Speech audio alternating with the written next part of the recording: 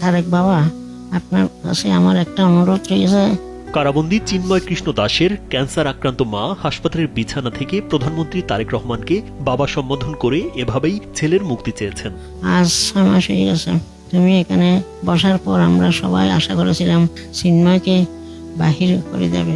একজন মা মৃত্যুর দুয়ারে দাঁড়িয়ে, শরীরটা আর সায় দিচ্ছে না, চোখের দৃষ্টিও ঝাপসা হয়ে আসছে। তবু বুকের ভেতর একটাই আকুতি, শেষবারের মতো ছেলেকে দেখতে চান তিনি। এই আকুতি এখন প্রতিটি নিঃশ্বাসের সঙ্গে বয়ে বেড়াচ্ছেন চিন্ময় কৃষ্ণ দাসের মা। আমি যদি কিছু হয়েছে, আমার ছেলেও বাঁচবে না, আমার ছেলের অবস্থাও খুব খারাপ।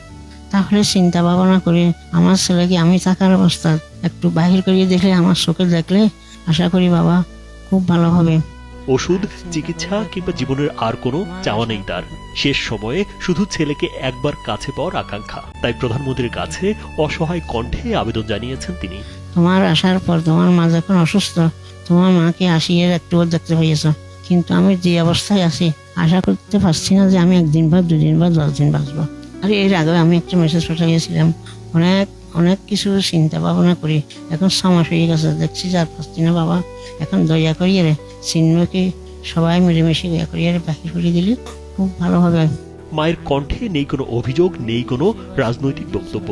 আছে শুধু একজন মায়ের কান্না আর সন্তানের জন্য বুক ভরা হাহাকার। আমি যদি কিছু বা চিন্ময় যদি কিছু হয়, তাহলে তোমরা সবাই দায় থাকবে না, আমাদের দেশে না সারা বিশ্বে দায় থাকবে।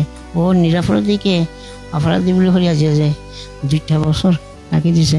এদিকে প্রথম আলোর এক প্রতিবেদনে আইনজীবী অপূর্ব কুমার ভট্টাচার্য বলেন, চিন্ময়ের বিরুদ্ধে মূলত 6টি ফৌজদারি মামলা রয়েছে। এর মধ্যে চট্টগ্রামে আইনজীবী হত্যা মামলার বিচার ট্রাইব্যুনালে চলছে। রাষ্ট্রদ্রোহের মামলায় তার জামিন স্থগিত রয়েছে। অপর 4 মামলার মধ্যে 2টিতে জামিন প্রশ্নে রুল অ্যাবসলিউট ঘোষণা করে রায় দিয়েছেন হাইকোর্ট। বাকি 2 মামলায় জামিন প্রশ্নে রুল শুনানির জন্য 16 আগস্ট দিন ধার্য রয়েছে। রাজীব বিশ্বাস, কালবেলা।